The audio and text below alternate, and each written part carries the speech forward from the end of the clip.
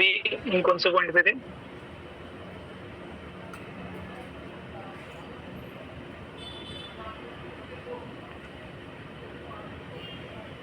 Point number 8 बराबर। तो आपको प्रॉपर तरीके से विजुअलाइज करना आना चाहिए। जब तक आप विजुअलाइज नहीं करते हो तब तक स्क्रिप्ट प्रॉपर तरीके से प्रिपेयर नहीं कर पाओगे। शुरू में बहुत सारे आर्टिस्ट को एक हैबिट होती है कि एक एक लाइन, पहले एक लाइन याद कर लो, फिर दूसरी लाइन याद कर लो, फिर तीसरी लाइन याद कर लो, फिर चौथी लाइन याद कर लो, फिर पांचवी लाइन याद कर लो, पूरी स्क्रिप्ट याद हो जाए। अच्छा फॉर्मूला है, कोई उसको बुरा नहीं है मेरे हिसाब से, कोई उसमें गलत नहीं है, आप कर सकते हैं। बट एक चीज है कि आप उस फॉर्मूले को यूज करके कंटिन्यूसली आगे प्रोफेशनल लेवल पे नहीं जा सकते। अगर आपको एक दो स्क्रिप्ट है, एक दो चार डायलॉग्स है, तो उसके लिए वो ठीक है कि आपने दो चार लाइन याद कर लिया, एक डायलॉग से उसको परफॉर्म कर लिया कैसे वैसे, ठीक है। बट अगर आपको एक अच्छे तरीके से एक प्रॉपर आर्टिस्ट बनना है तो एक प्रॉपर कैरेक्टर प्ले करना है कि जिसके अंदर वो कैरेक्टर में जो इमोशंस, वो आप हर इमोशंस को प्रॉपर तरीके से समझ सके, उस कैरेक्टर को समझ सके, उसकी बॉडी लैंग्वेज वैसी हो जो डायरेक्टर चाहता है, और आपको पता चल जाएगा कि कैरेक्टर इस तरीके का है, मुझे इस तरीके से परफॉर्म करना है, एक्सप्रेशन कैसे रहेंगे, या वो सारी चीजें अगर आप जो आपके माइंड में है और आपको उस तरीके से परफॉर्म करना है उस कैरेक्टर, तो बहुत सारी चीजें आप स्क्रिप्ट को रट्टा मार के याद करके कभी नहीं हो पाएगी, क्योंकि आपका माइंड है ना जो स्क्रिप्ट से ही अटके रहेगा। स्क्रिप्ट के बाहर जब आप देखोगे तो वो सारी चीजें डायरेक्टली कैरेक्टर के आंखों में आंखें डाल के, या कैरेक्टर जिस सिचुएशन में डायरेक्ट सामने वाले कैरेक्टर से कनेक्ट होके बात कर रहे हैं उस तरीके से आप बात नहीं कर पाओगे, क्योंकि आपके ब्रेन में वो चीज चालू रहेगी कि अच्छा अगला क्या लाइन है, अगला क्या डायलॉग से, सबके जो एक्सप्रेशन है वो प्रॉपरली नोटिस दिख जाता है कैमरे में, ये याद कर रहा है कुछ, तो वहां पे वो सिचुएशन अलग लग जाती है, दिख जाता है कि आप कैरेक्टर को याद कर रहे हो, डायलॉग्स को याद कर रहे हो, उसके वर्ड्स को याद कर रहे हो, लाइन को याद कर रहे हो। वो सारी चीज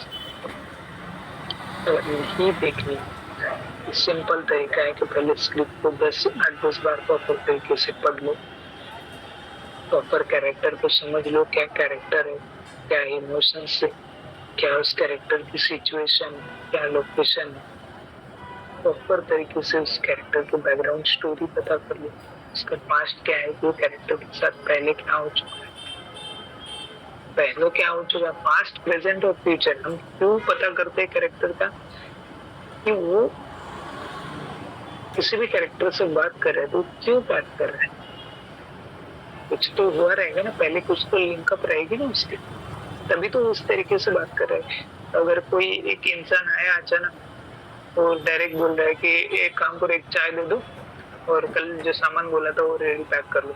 अगर आप एक चाय के ठेले वाले, आपको एक कैरेक्टर मिला है कि आपको एक चाय का ठेला है, गमछा बच्चा बन के अपने रेडी कर दिया, कॉस्ट्यूम पहना दिया, आपको ठेले पे खड़ा रहना है और चाय बेचनी है। एक कस्टमर आता है, बोलता है एक चाय दे दो और कल जो सामान बोला था वो पैक करके दे दो। अब आपको वो चीज क्या है, कैरेक्टर का पास्ट ही अगर पता नहीं है तो आपको वो समझ में ही नहीं आएगा ना, तो क्या सामान होगा। अगर आपने डायरेक्टर ने आपको बोला है कि थैली उठा के पकड़ तो दे दो, खत्म, लेकिन उस थैली को देखने का नजरिया तो आपका होगा ना, या उस सामने वाले इंसान की तरफ आप किस नजर से देखोगे, क्या दे रहे हो आप उसके अंदर, क्या है उसके पीछे की स्टोरी, क्या जुड़ी हुई, वो तो पता होना चाहिए ना। अगर आप कोई 2 नंबर का काम कर रहे हो तो इंसान आप यही समझ में आ जाएगा ये सारी चीजें आपको क्लियर माइंड में विजुअलाइज हो जाएगी कि उस कैरेक्टर का पास्ट क्या है, प्रेजेंट भी आप प्ले कर ही रहे हो, प्रेजेंट का स्क्रिप्ट के अंदर पढ़ लिए, लेकिन पास्ट स्क्रिप्ट के ऊपर से ही आपको गेस करना होता है।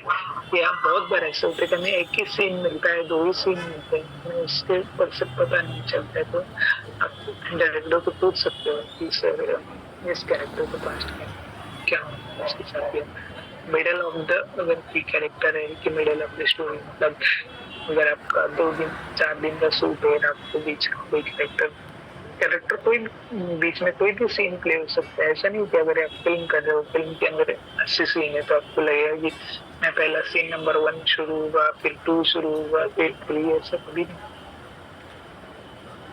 सिचुएशन, आर्टिस्ट, डेट, लोकेशन, बहुत सारी चीजों के अकॉर्डिंग शूट होते हैं सीन। तो कभी भी कोई भी नंबर का सीन शूट हो सकता है। कभी भी 80 नंबर का पहले दिन ही शूट हो सकता है, या बीच में 55 नंबर शूट हो सकता है, 40 नंबर, या दूसरे दिन 2 नंबर भी शूट हो सकता है, 18 नंबर भी शूट हो सकता है। तो ही उसका ही नहीं होता है। जिस तरीके से शेड्यूल निकलेगा, शेड्यूल के अंदर तो पता चलेगा कि आज के इतने सीन है। तो आपको सडनली, अगर आप एक कैरेक्टर प्ले कर रहे हो, एग्जांपल दे रहा हूँ कि आपका एक कैरेक्टर है, आप एक कैरेक्टर प्ले कर रहे हो टीचर का, फिर वो टीचर रोज 20 किलोमीटर साइकिल से जाता है स्कूल में, सबको पढ़ाता है, फिर साइकिल से घर आता है।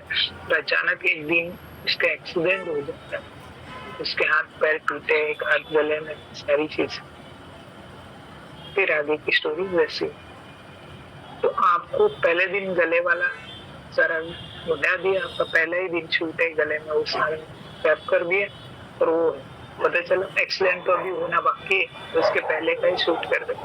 तो वो सिचुएशन क्रिएट करनी पड़ेगी कि आज मेरे साथ क्या है, मेरा एक्सीडेंट हो चुका है, पहले सारी चीजें हो चुकी है, अब मैं हूँ, ये सीन प्ले करना पड़ेगा। अचानक पता चला कि नहीं, अभी ना आपको आज का ये सीन हो गया, सीन नंबर 2 आपको शूट करना है दोपहर के बाद, ये सबसे पहले वाला, कि अपने फर्स्ट दिन आपके यहाँ पे बदली हुई है, तो आप इंटरव्यू स्कूल पहले दिन, तो इसके बाद शाम को आपको बोल रहे कि नहीं अभी आपका एक्सीडेंट कराते। आप समझ रहे हो कहना क्या चाह रहे हो? कभी भी कोई भी सिचुएशन को शूट कर सकती। एक सीन का पूरा लाइनअप होता है कि टीचर आएगा स्कूल में, नहीं बदली होके, फिर वहाँ का एटमोस्फियर, फिर वो कोई घर ढूंढेगा, फिर वहाँ से अपना गाँव के आसपास कोई स्कूल है एग्जाम, वहाँ से 20-30 किलोमीटर साइकिल पे जाता है, बच्चों को पढ़ाता है, फिर घर आता है। इस स्टोरी है फिल्म के अंदर, एग्जाम्पल है। तो ऐसा कभी नहीं होता है कि शुरू से आपको प्रॉपर तरीके से सीन शूट होगा जैसे सीन लिखा। कभी बीच में कोई भी सीन शूट हो सकता है, तो उस कैरेक्टर के फ्लो को पकड़ना आना चाहिए कि मैं, या कोई एग्जाम्पल है, एग्जाम्पल दे रहा हूँ, एक कैरेक्टर है जिसके डैड की मौत हो जाती है, और उसके बाद वो सारा 10वीं 13वीं का कार्यक्रम चालू है, टकला बुकला किया हुआ है, वो सारी चीज नहीं किया हुआ है, एग्जाम्पल टकला होना बाकी है, और वो सारी चीजें अब वो वहाँ पे बैठा है, रोना धोना चालू है, बराबर। अब पहले ही दिन आपको एक सीन शूट करने की होगी, इसके पहले तो उसकी कुछ और ही स्टोरी है। इसलिए बोल रहा हूँ कि कैरेक्टर का पास्ट, प्रेजेंट, फ्यूचर, तीनों भी चीजें आपको क्लियरली पता होना चाहिए। हम वहाँ पे शूट कर रहे हैं इस सिचुएशन में, अभी क्या हो रहा है उस कैरेक्टर के साथ, इसके पहले क्या हुआ है या क्या होना है पहले, जो हमने शूट ही नहीं किया। सारी चीजें आपके माइंड में फिट होनी चाहिए, और आगे क्या होना है, तभी आप उस कैरेक्टर 100% समझ पाओगे कि क्या है वो कैरेक्टर, और मुझे किस तरीके से प्ले करना है। जैसे मैंने एक टीचर का लिया, तो उस टीचर का या वो इतना भी मतलब ये नहीं करेगा एग्जाम्पल, बट वो है कि हाँ अच्छा बेटा, हाँ ठीक है बेटा, कोई बात, तो पूछ रहे सर कैसे, ठीक है हो गया, अभी छोड़ो, आप बुक्स दे दो, तो आज के टॉपिक के ऊपर आते हैं, आज का पढ़ाते हैं। तो अभी उस टीचर की सिचुएशन क्या है, कल उसका एक्सटेंड हुआ, आपका एक्सटेंड नहीं, आप तो एकदम फिट एंड फाइन, उस कैरेक्टर का एक्सटेंड हुआ। उस कैरेक्टर के एक्सीडेंट होने के बाद जो पूरे इमोशंस है, वो सिचुएशन है, वो सारी आपको लिखनी पड़ेगी। तो इमेजिन करना पड़ेगा आपको कि एक्सीडेंट होने के बाद क्या क्या सिचुएशन होती है, कैसे एक्सप्रेशन आते हैं, किस तरीके का पेन होता है, उस कैरेक्टर का कितना पेन है। पेन कितना होता है मतलब कोई तो बहुत जोर से चिल्लाएगा तो आप भी चिल्लाओगे, ऐसा नहीं। उस कैरेक्टर को अभी कैरेक्टर कितना पेन महसूस कर रहा हो, ये सारी चीजें क्लियरली समझनी। पहले तो आप उस कैरेक्टर को अच्छी तरीके से समझ पाओ। ये सारी चीजें एक मिडल वे आपको कोई भी कैरेक्टर अगर किसी भी टाइम मिलता है तो आपको हमेशा तैयार रहना है, चाहे वो एंड हो, सेंटर हो, स्टार्टिंग, कोई भी सिचुएशन हो, कोई एक कैरेक्टर दिया जाए और आपको बोल दिया जाए कि आगे का सब छोड़ दो, अभी हम एंड शूट करते हैं पहले। ओके रेडी, मैं कोई बोले मिडल में शूट करते हैं, पहले एक्सीडेंट का सीन पहले करते हैं, बाकी बाद में शूट करते हैं, ये भी बाद में शूट करेंगे, आज पहले दिन है, पहले एक्सीडेंट ही शूट करें। आपको वो सिचुएशन मेरा एक्सीडेंट होने वाला, एक्सीडेंट होने के पहले बहुत बार ये चीज हमेशा याद रखना कि आपको कैरेक्टर को उसका फ्यूचर कभी पता नहीं होता है। आप आर्टिस्ट हो, आपको उस कैरेक्टर का फ्यूचर पता है, इसको आर्टिस्ट को, कैरेक्टर को नहीं। मैं दो, मैं कैरेक्टर भी हूँ और एक आर्टिस्ट भी, ये हमेशा याद है। जब भी आप जितने भी कैरेक्टर करोगे अपने लाइफ में, जितने भी आगे बढ़ोगे, जहाँ पे भी जो भी सेट पे जाओगे, हमेशा दो चीजें याद रखना, मैं एक आर्टिस्ट भी हूँ और एक कैरेक्टर भी। आर्टिस्ट को उस कैरेक्टर का फ्यूचर पता है, कैरेक्टर को नहीं। आपको आपका फ्यूचर पता है कि नहीं, वैसे ही कि उस कैरेक्टर का, क्योंकि वो प्रेजेंट में जी रहा है, उस कैरेक्टर का फ्यूचर पता नहीं है, उसका एक्सीडेंट होने वाला है उसको पता नहीं है। तो आपके दिमाग में वो सारी चीजें नेचुरल, जिस तरीके से आप गिरोगे तो नेचुरली गिरोगे, तो वो समझ के नहीं कि मेरा एक्सीडेंट होने वाला है तो पहले से ही तैयारी कर लूं, मैं पहले से ही गिर जाऊंगा, पहले से ही कुछ है, वो अभी नहीं होनी चाहिए। ये बात हमेशा याद रखना कि एक आर्टिस्ट हमेशा उस कैरेक्टर के फ्यूचर को प्रेडिक्ट नहीं कर सकता। उस आर्टिस्ट का चीजें उस कैरेक्टर के अंदर नहीं आनी चाहिए। मैं मेरी भाषा में समझाऊं कि मुझे पता है कि उस टीचर गिरने वाला, पढ़ने वाला, मैं पहले से गिरने की तैयारी नहीं करता, क्योंकि वो कैरेक्टर को पता ही नहीं ना वो गिरने वाला है। अगर उसको पता होता तो पहले से संभल के चलता ना। तो ये चीज है, कोई भी है, किसी को आपको थप्पड़ मारनी, आपको पता है पहले से वो आर्टिस्ट आएगा, हमने रिहर्सल की, संगीत की, थप्पड़ मारने वाले कैरेक्टर को तो पता नहीं है ना। कैरेक्टर नेचुरली बिहेव कर रहा है, अचानक फट करके आके बैठे, तब मेरा गाल इधर होगी। तो कोई आर्टिस्ट अगर देखो जैसे मारने वाला है तो उसका हाथ यहाँ तक आने तक आपका सर यहाँ हो जाता है, तो वो कभी नहीं होना चाहिए। हमेशा आपको प्रॉपर तरीके से प्रेजेंट में ही रहना पड़ेगा। सारी बातें क्लियर समझ में आ गई? अगले पॉइंट की तरफ बढ़ते। ठीक है, तो ये पॉइंट नंबर 8 बहुत इम्पोर्टेंट है, इसको हमेशा के लिए याद रखो। और जो भी नोट्स ग्रुप में डालता हूँ मैं, वो सारी चीजें सेव करके रखो ग्रुप से। ग्रुप के अंदर यहाँ से इरेज होने वाली, डिलीट होने वाली चीजें नहीं है, क्योंकि ये ग्रुप के अंदर अगर कोई भी चीज डालता हूँ तो आफ्टर 10 डेज बाद लॉक हो जाती है। इसको मैं भी चाहूँ तो भी इंस्टीट्यूट भी डिलीट कर सकता। ये चैनल ग्रुप, यहाँ पे कोई चीज कभी डिलीट ऑप्शन ही नहीं है चैनल। आफ्टर 10 डेज ऑप्शन होता है, जैसे आपने किसी को मैसेज भेज दिया, आप 10-15 सेकंड या 1 मिनट के पहले उसको डिलीट रिमूव भी कर सकते हो, वैसे यहाँ पे डिलीट कर सकते हो। बट एक 10 दिन बाद रिमूव नहीं होती है, तो सारी चीजें वैसे ही ग्रुप पे हमेशा के लिए पड़ी रहेगी। बट पॉइंट से उसके अंदर आपको नोट डाउन करनी है, तो पूरे पॉइंट्स को निकाल के ग्रुप के अंदर से आप इसको एक बंच बन सकते हो। चाहे प्रिंट निकालना है, चाहे नोट डाउन करना है तो नोट डाउन कर लीजिए। तो पॉइंट्स जो पहले भी सिखाए गए और सिखा रहा हूँ, ये सारे रिवीजन में काम आ जाएगा। क्या कह रहे हो, समझ में आया? कि ग्रुप के अंदर अभी जैसे मैंने भेजा, हर बैच यहाँ पे नहीं दिखाई हुआ सेंसर, ठीक। तो ग्रुप के अंदर हर एक बैच का,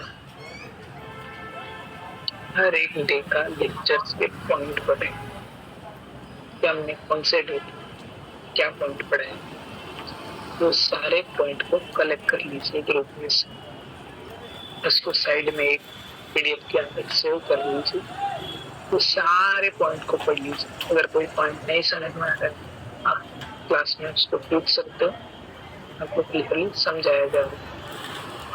या आपको एडिशनल पॉइंट्स है बुक्स के अंदर तो है ही सारे, कभी कभी ऐसे भी पॉइंट्स हम पढ़ाते हैं कि जो बुक्स नहीं, उसी अकॉर्डिंग उसी टॉपिक्स में बुक्स में उसका शॉर्ट फॉर्म में दिया गया होता है, बुक्स में कभी कभी तो डिस्क्रिप्शन में या शॉर्ट्स में आपको पढ़ाया जा सकता है। बट ये सारा सिलेबस जो बुक्स के अंदर है वही सिलेबस है, पॉइंट्स थोड़े से ऊपर नीचे हो सकते हैं, तो आपको वो सारी चीजें वहां से कलेक्ट करके पीडीएफ में सेव करो। मेरे अंदर से आपको बेहतर समझ में तो आसानी हो जाए। ओके, अगले तरफ बढ़ते हैं। पॉइंट नंबर 9, स्क्रिप्ट को अपनी भाषा में समझें। डायलॉग का मीनिंग अपनी भाषा में ओन वर्ड में समझे। जब सीन क्लियर होगा तो याद नेचुरली हो जाएगा। डायलॉग की मीनिंग अपनी भाषा में ऑन वर्ड में समझे, सीन क्लियर होगा तो नेचुरली आता जाएगा। अभी ये पॉइंट नंबर 9 है, स्क्रिप्ट को अपनी भाषा में समझे। अपनी भाषा में इन द सेंस, अगर आपकी भाषा हिंदी है तो मैं हिंदी की ही बात कर रहा हूँ, लेकिन अगर मैं हिंदी स्क्रिप्ट पढ़ रहा हूँ तो मैं मराठी में समझू, मैं इस तरीके से बात नहीं कर रहा, आपको उसको समझना समझ सकते, लेकिन अपनी भाषा में मतलब यहाँ पे ये राइटिंग की लैंग्वेज है, करना सेंसर की वजह से दिखाई नहीं दे रहा, बट अगर आपको एक डायलॉग स्क्रिप्ट लिखी होती है तो यहाँ पे एक राइटिंग बुक्स की लैंग्वेज लिखी होती है। तो हर बार ये चीजें आपको क्लियरली समझ लेना चाहिए। आर्टिस्ट के लिए बहुत जरूरी होता है कि कभी कभी ऐसे भी कैरेक्टर्स, ऐसे भी राइटर्स हैं जिन्होंने मतलब लिखा होता है कि वो जा रहा है, पानी पी रहा है, खाना खा रहा है, प्रॉपर तरीके से। हम नॉर्मली जब नेचुरल बात करते तो ऐसे नहीं बात कर सकते, मैं जा रहा है, मैं खाना खा रहा हूँ, पानी पी रहा हूँ, रैंडमली उसको थोड़ा सा लहजे में पेश करते, कहाँ जा रहा हूँ, पानी पी रहा हूँ, हाँ ठीक है, हाँ खाना खा रहा हूँ, तो हम उसको एक हमारी लैंग्वेज में यूज करते हैं, हमारी लहजे में उसको, हमारे टोन में उसको प्रॉपर तरीके से डिजाइन होता है। तो आपको कोई भी स्क्रिप्ट लिखी है और लगता है ऐसे कि इसकी वर्डिंग जो है, वर्डिंग मतलब एंड जो नॉर्मल लिखे होते हैं कि जा रहा हूँ, खाना खा रहा हूँ, पानी पी रहा हूँ, मैं ऐसा हूँ, या हूँ की बात नहीं करो, कुछ भी बाकी और एक्सवाइजेड बहुत सारी चीजें होती है जो राइटिंग लिखी होती है। तो आपको अगर आपके नेचुरली तरीके से लेने, बहुत सारे फिल्मों में, टीवी सीरियल में या वेब सीरीज में, बहुत जगह पर आपने ऐसे डायलॉग लिखे होंगे कि आपकी तो लैंग्वेज में बोलते हैं उसी तरीके से, कोई स्क्रिप्टेड लैंग्वेज में, तो आर्टिस्ट उसको प्रॉपर तरीके से पढ़ लेते हैं और फिर अपने तरीके से उसको डिजाइन। अगर एक चीज का हमेशा याद रखना है, वो कैरेक्टर अगर उस तरीके का है तो कैरेक्टर वैसे ही लैंग्वेज बोलता है, तो फिर हम उसमें कुछ बदलाव नहीं कर सकते। लेकिन अगर एक मेरा डोंगरी कोई कैरेक्टर, एक रावली कैरेक्टर है, स्क्रिप्ट में लिखा है राउडी थोड़े से वर्ड है उसका, लेकिन थोड़े से बहुत कुछ नहीं मुझे, और उसको अपने तरीके से इम्प्रोवाइज करना है उसके अंदर। मैं अपने तरीके से वो स्क्रिप्ट एक बार पढ़ लूंगा, विजुअलाइज कर लूंगा, वो सारे डायलॉग सब पढ़ लूंगा, फिर अपने हिसाब से उसको, ये चीज भी आप यूज कर सकते हैं। समझ में आया? आपको सिर्फ अपना लहजा यूज करना है, अपना मतलब मेरा नहीं, उस कैरेक्टर को सुटेबल जो नेचुरली लहजा है वो। मेरा लहजा कौन सा है वो जरूरी नहीं, मैं जो कैरेक्टर प्ले कर रहा हूँ उसका जो नेचुरली लहजा है। कि अगर एक बॉस नौकर से बात कर रहा है तो बॉस किस तरीके से बात करेगा, तो अगर बॉस की स्क्रिप्ट नहीं, एक बॉस का कैरेक्टर कर रहा हूँ, मैं उस नौकर से किस तरीके से, वो सारी सी मैं स्क्रिप्ट को पढ़ी और उसी अकॉर्डिंग उसी लहजा रेडी। यही नौकर है तो वो बॉस से कैसे बात करें, अगर मैं कोई नौकर का कैरेक्टर प्ले कर रहा हूँ मेरे बॉस से किसी उस तरीके से उसको डिजाइन करो, इम्प्रोवाइज करो। इम्प्रोवाइजेशन का सिंपल मतलब सभी आर्टिस्ट को पता चल गया। इम्प्रोवाइजेशन का सिंपल मतलब है कोई भी चीज को हम मॉडिफाई करते हैं, इम्प्रोवाइज करते हैं, उसको बदलते हैं, इसके अंदर एडिशनल चीजें ऐड। इम्प्रोवाइजेशन में वो चीज आपकी मॉडिफाई करना इन द सेंस स्क्रिप्ट में डायलॉग्स एडिशनल ऐड करके इसके अंदर डालना। इम्प्रोवाइजेशन का मतलब है स्क्रिप्ट जैसी वैसी है लेकिन मैंने बाकी सिचुएशन, इमोशंस या एक्शंस उसके अंदर सिचुएशन थोड़ी सी ऐड कर दी। कि एक नॉर्मल उसमें कोई चीज नहीं है कि खाना खाते खाते बात कर रहे हैं, पानी पीते खाते बात कर रहे हैं, या किसी को देख के फिर ये सारी चीजें तो ये मैंने इम्प्रोवाइज कर दी। तो इम्प्रोवाइजेशन मतलब है उस कैरेक्टर के अकॉर्डिंग बाकी चीजें इसमें ऐड। तो मॉडिफाई का मतलब है, मॉडिफाई ये वर्ड यूज ही नहीं होता है बट इम्प्रोवाइजेशन ही वर्ड है। तो इम्प्रोवाइजेशन में अगर इम्प्रोवाइजेशन इसको बोल सकते हैं कि सर मैं इम्प्रोवाइजेशन सर थोड़ा सा मॉडिफाई भी कर रहा हूँ ये डायलॉग से, इस डायलॉग को बदल के मैं दूसरे डायलॉग से कर रहा हूँ, तो वे मॉडिफाई। मॉडिफाई का मीनिंग समझना है आपको कि डायलॉग्स चेंजिंग करना, ये डायलॉग को हटाकर या उस डायलॉग को मोड़ तोड़ कर दूसरे डायलॉग उसके अंदर ऐड कर। इम्प्रोवाइजेशन मतलब कोई भी कैरेक्टर है, ये स्क्रिप्ट पढ़ ली और मैं अपने तरीके से अपने बिहाव पे उस कैरेक्टर को डिजाइन करूँ। तो इम्प्रोवाइजेशन जैसे आपने कि मैं पर आपको कोई कंटेंट देता हूँ कि आपको एक सिंपल जोहारी का कैरेक्टर है, एक जोहारी है और बहुत पारखी जोहारी जो सोना बहुत पार्क से ही लेता है और उसके पास एक ठग आया है और उसको पता है कि ठग ये लूटने वाला है, फिर भी वो चेक कर रहा है। तो आप उस कैरेक्टर को कैसे प्ले करें, सिचुएशन भी, अब उस सिचुएशन के ऊपर से आपको पूरा कैरेक्टर डिजाइन करना। जो कैरेक्टर डिजाइन करूंगा वो हो जाएगा इम्प्रोवाइज। कि आपको सिर्फ सिचुएशन मिली, आप उस तरीके से उसके डायलॉग्स बनाओगे, सारी सिचुएशन बनाओगे, कैरेक्टर जो होगा इम्प्रोवाइज। क्लियर, समझ में आया सबको? अगले पॉइंट पे बढ़ते हैं। पॉइंट नंबर 10 है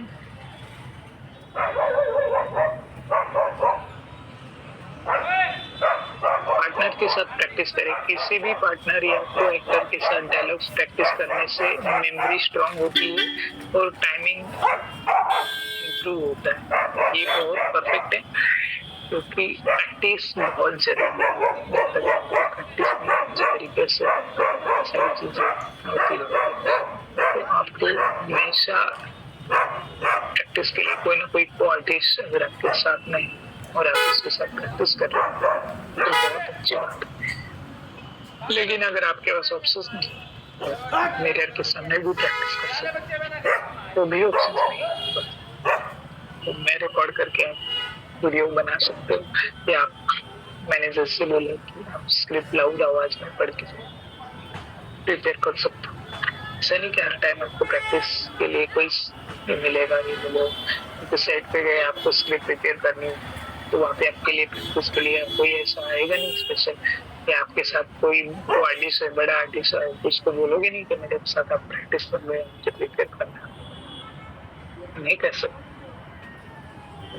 आपको खुद सेल्फ एक तो वो हैबिट भी है चाहिए। दूसरी चीज है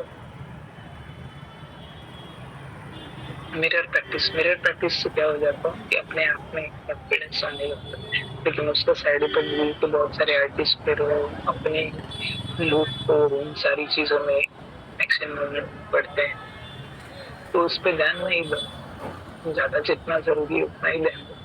मैं कैसा दिख रहा हूँ ये सारी चीजें जरूरी है, तो आदमी नहीं तो, लेकिन उससे भी ज्यादा इन चीजों पर आपका ध्यान सबसे इम्पोर्टेंट होना चाहिए। सबसे पहले क्या, स्क्रिप्ट को समझना, कैरेक्टर को समझना, emotions, dialogue delivery, body language, expression, eye contacts, character understanding, सारी चीजें अच्छी पकड़ लेनी चाहिए। इन चीजों पे आपकी बहुत अच्छी पकड़ है तो फिर आप कैसे भी लुक्स और ये सारी चीजें, ये तो आजकल सब मेकअप और सारी चीजें सब हो जाता है, हर एक कैरेक्टर तरीके से डिजाइन कर सकते हो, बट एक्टिंग जो है वो नेचुरली, और जितना हो सके नेचुरल एक्टिंग करने की कोशिश करो। और जैसे यहाँ पे दिया है कि 10 नंबर प्रैक्टिस करो, या फिर कोई ऑफिस आके कोई पेरेंट्स या कोई भाई बहन या कोई भी एक्सपायर्ड इंसान जिससे आप प्रैक्टिस कर सकते हो, लेकिन वो इंसान ऐसा है कभी ना हो जो आपको डीमोरल करे या आपको बोले तुम नहीं कर रहे हो, इनसे नहीं होगा, ये ऐसे इंसान से मैं तो बोलता हूँ कि 10 आदमी 100 हाथ मिल गया, ऐसे इंसान को बोलोगे तो अपना रास्ता देख ले, नहीं हो सकता। एक्टिंग एक चीज है, एक्टिंग करने के लिए आपके अंदर कॉन्फिडेंस बहुत होना चाहिए। कॉन्फिडेंस ही एक ऐसी चीज है कि जो एक्टिंग को हमेशा जिंदा रखे। यदि आपका कॉन्फिडेंस खत्म तो एक्टिंग खत्म, ये बात हमेशा। इसीलिए खुद का कॉन्फिडेंस कभी टूटने, ओवर कॉन्फिडेंस भी इंसान को घातक होता है किसी भी फील्ड में, लेकिन एक्टिंग में वो कॉन्फिडेंस हमेशा पकड़ के रखना पड़ेगा, स्टार्टिंग पॉइंट से लेकर एंड। जिस दिन आपका कॉन्फिडेंस डाउन, उस दिन आप डाउन, आपको फिर से पिकअप लेने में बहुत समय। तो ये चीजें लाइफ में कभी नहीं होने देनी, कॉन्फिडेंस कभी डाउन।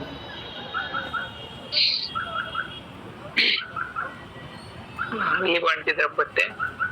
तो मैंने क्या बोला था आपको कि ऐसे लोगों से 100 नहीं 10 नहीं 100 दूर रहो, और अगर आपके पास नहीं ऑप्शन से किसी प्रैक्टिस के लिए कैमरे के सामने, या मतलब कैमरे के सामने क्योंकि आपके पास अगर कोई कैमरा नहीं है और फोन का ही कैमरा है तो उसमें रिकॉर्ड कर लो प्रॉपर तरीके से, ऑडिशंस वीडियो बना लो,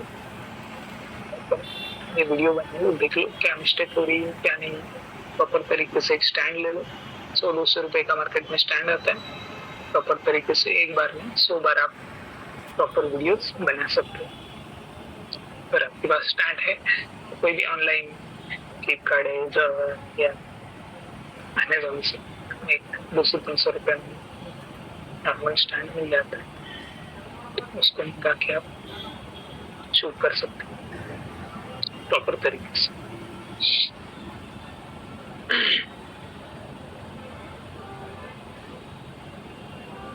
अगला पॉइंट है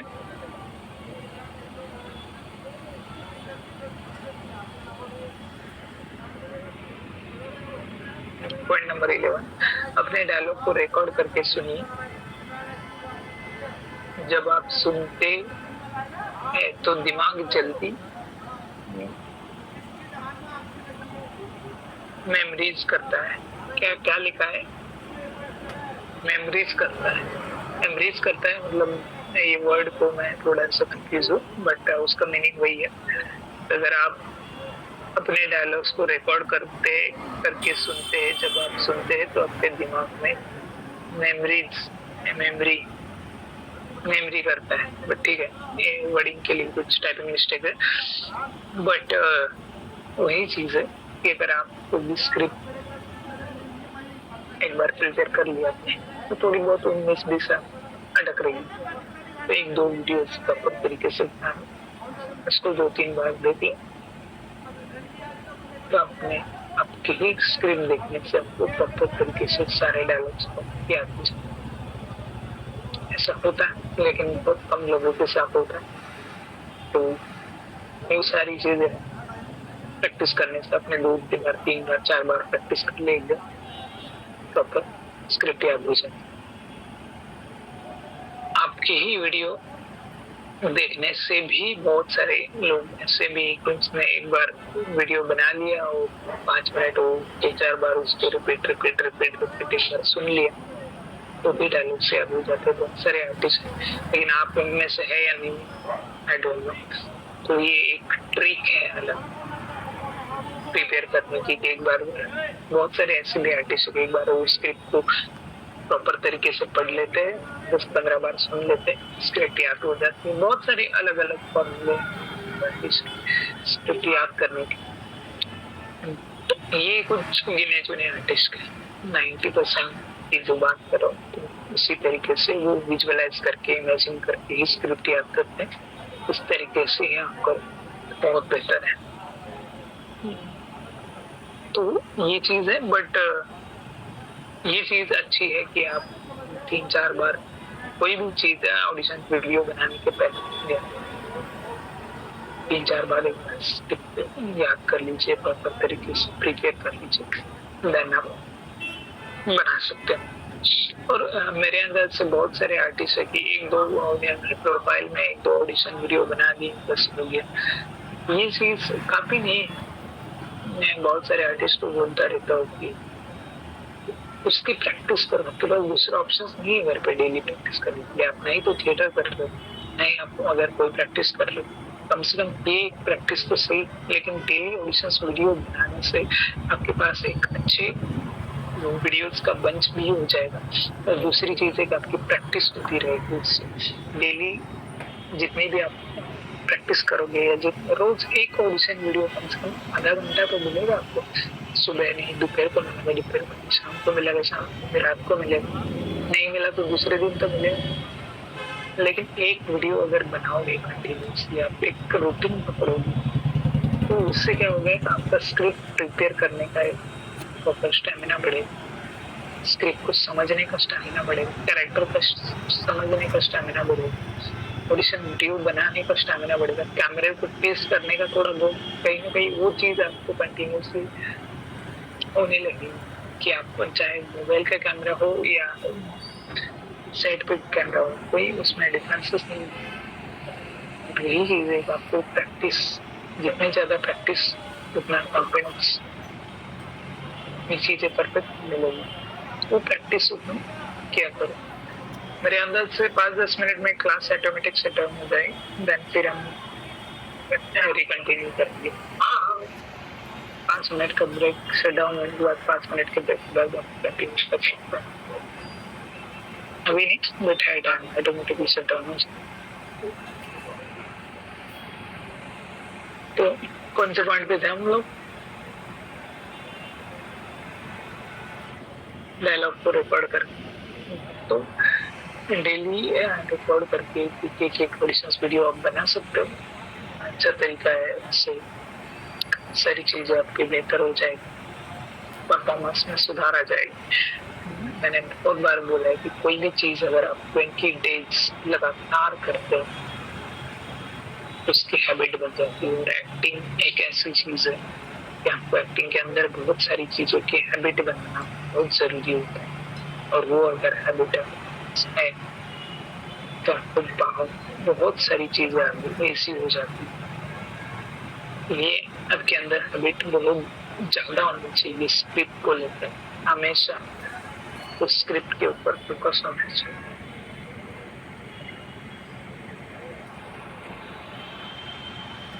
दूसरी चीज है, मैंने पिछले सेशन में भी कई बार बताया कि आप लोग आर्टिस्ट लोग, जितने भी आर्टिस्ट हैं, एक्टर हैं, उनके इंटरव्यूज देखो, उनके पॉडकास्ट देखो, मेकिंग वीडियोस, जितनी भी फिल्में आज तक की से लेकर लोग सारी फिल्मों के मेकिंग वीडियोस से बहुत कुछ नॉलेज है। यूट्यूब पे हर एक फिल्म की मेकिंग वीडियोस अवेलेबल, तो पूरे मेकिंग वीडियोस देखो। इंटरव्यूज क्यों देखने को बोल रहा हूँ, क्योंकि इंटरव्यूज से बाकी बकवास इंटरव्यूज मत देखो, जो एक्टिंग टिप्स है जिसके अंदर कुछ मैंने कहा है एक्टिंग के बारे में, अगर नहीं मिल रहे तो ग्रुप्स पे डाले हुए चैनल के ग्रुप्स किसी ने पूरा नोटिस किया है मुझे नहीं पता, लेकिन अगर इंस्टाग्राम पे इंस्टीट्यूट के इंस्टाग्राम चैनल पे जाओगे, इंस्टाग्राम पेज पे बहुत सारे नवाजुद्दीन सिद्दीकी का पूरा एक कोर्स पढ़ा है, फ्री ऑफ कॉस्ट गूगल पे। उसके अंदर कम से कम 30 या 40 उसमें से 15-20 उसमें चैनल में डाले, पूरा एक कोर्स नवाजुद्दीन सिद्दीकी ने पूरा एक कोर्स डिजाइन किया था, वो पढ़ा है, तो पूरा सुन लो। बहुत सारी चीज बहुत क्लियरली समझ में आई। कभी कभी आपको ऐसा लगेगा कि सर क्या बोल रहे हैं, समझ में नहीं आ रहा, सच में ऐसी चीजें होती है। जब आप वो चीजें उनके थ्रू सुनी तब आप क्लियरली समझ में कि यही इंडस्ट्री और ऐसा ही यही चीजें प्रॉपर तरीके से समझ। ठीक है,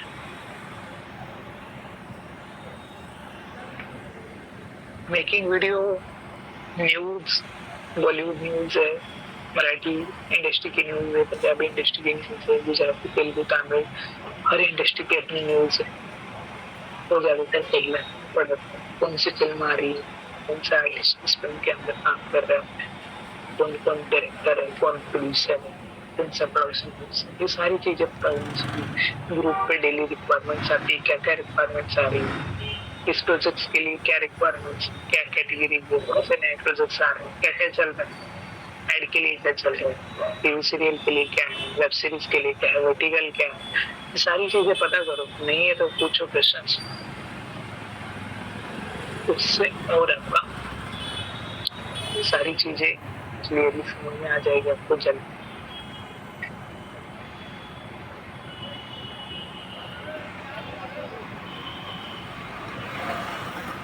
पॉइंट नंबर 12 है, डायलॉग को बार बार लिखने से दिमाग में स्ट्रांगली रजिस्टर हो जाते हैं। ये एक बहुत अच्छा पॉइंट है कि राइटिंग में कि बहुत सारे आर्टिस्ट क्या करते हैं कि अगर वो सारी चीजें उन्होंने स्क्रिप्ट प्रिपेयर भी करती है, अगर उनके पास टाइम है तो उनको बहुत अच्छी तरीके से समझना है, तो सारी स्क्रिप्ट को याद कर लो और फिर एक पेज पे स्टार्टिंग से पूरा लिखना स्टार्ट करो, याद कर।